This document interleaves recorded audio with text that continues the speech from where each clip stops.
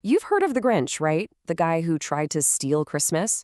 Well, what if I told you that once, for real, it wasn't some grumpy green creature who canceled the holiday, but an actual government? I mean, really think about that for a second. No carols, no big family dinners, no parties. And not because of some storybook villain, but because of a law, an actual act of parliament. It sounds, it sounds completely nuts, right? But it's true. It really happened. Yep, we're talking about 17th century England. The government there made celebrating Christmas illegal. And this wasn't just some suggestion, a please don't celebrate. No, for more than 10 years, it was the law of the land.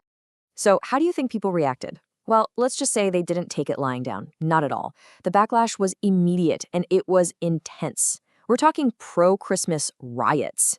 This quote here tells us that in the city of Canterbury, people literally took over. They were decorating doorways with holly, shouting royalist slogans, just completely defying the new law. This was a full-blown culture war. Okay, so this brings us to the big question, right? Why? Why on earth would anyone want to ban Christmas? Well, the answer has everything to do with the people who had just taken over the country, the Puritans. So who were these guys? The Puritans were a very serious, very devout group of Protestants, and their whole mission, like their name kind of suggests, was to purify the Church of England. They looked at the church and thought, you know what, this still looks and feels way too much like Roman Catholicism. They wanted to strip all that away and get back to a much simpler, stricter faith based only on what was in the Bible. And wouldn't you know it, Christmas was #1 on their hit list. For a few reasons. First, they said, hey, show us where Christmas is in the Bible. Because it's not. They saw it as a totally popish, that's their word for Catholic, invention. But it was more than just that. They absolutely hated how people celebrated it. The feasting, the drinking, the parties, the games. To the Puritans, that wasn't holiday cheer. That was sin.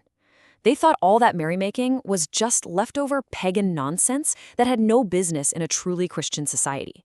They wanted to swap all that joyful chaos for quiet, serious, sober devotion. Every day. So once they won the English Civil War, the Puritans were finally in charge.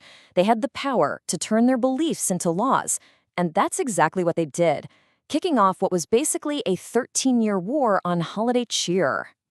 Let's just walk through how this whole thing played out. It all kicks off in 1647. The Puritan-led Parliament makes it official.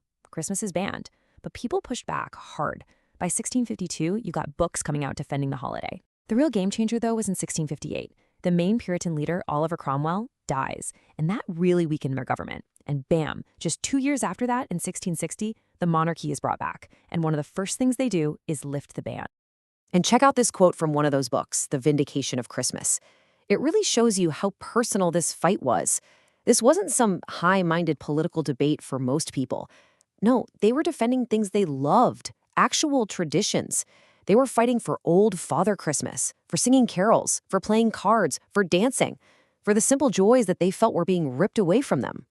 So the end of the ban came with a massive political U-turn. Puritan rule was out, and the monarchy was back in. And the new king, well, let's just say he was the polar opposite of the Puritans. Just look at this comparison. It's like two different countries. Under the Puritans, you had closed theaters, restrictions on dancing, and of course, no Christmas. Then 1660 hit, and in comes King Charles II.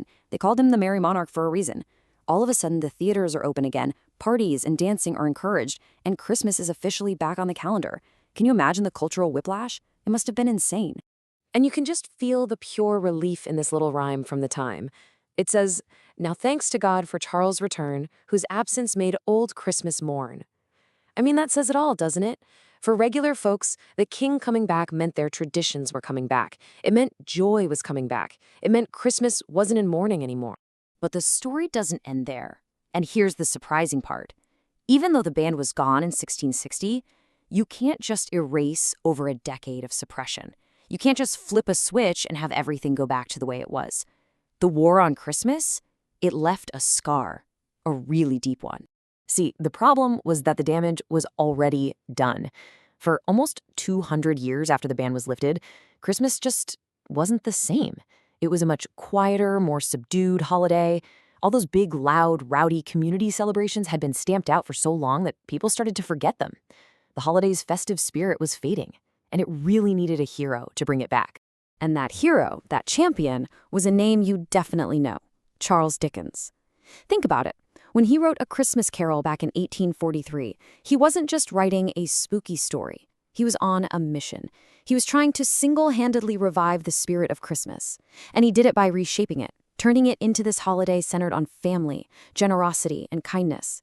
He's a huge reason why Christmas went from being a forgotten public party to the cozy, family-focused holiday that so many of us know and love today. So this whole wild story kind of leaves us with a pretty big question, doesn't it? Back in the 17th century, people literally rioted in the streets for their right to sing carols and have a big dinner. It really makes you think, what cultural traditions do we have today that are that important? What are the things we would be willing to fight for? Something I think about. Thanks for diving into this with me.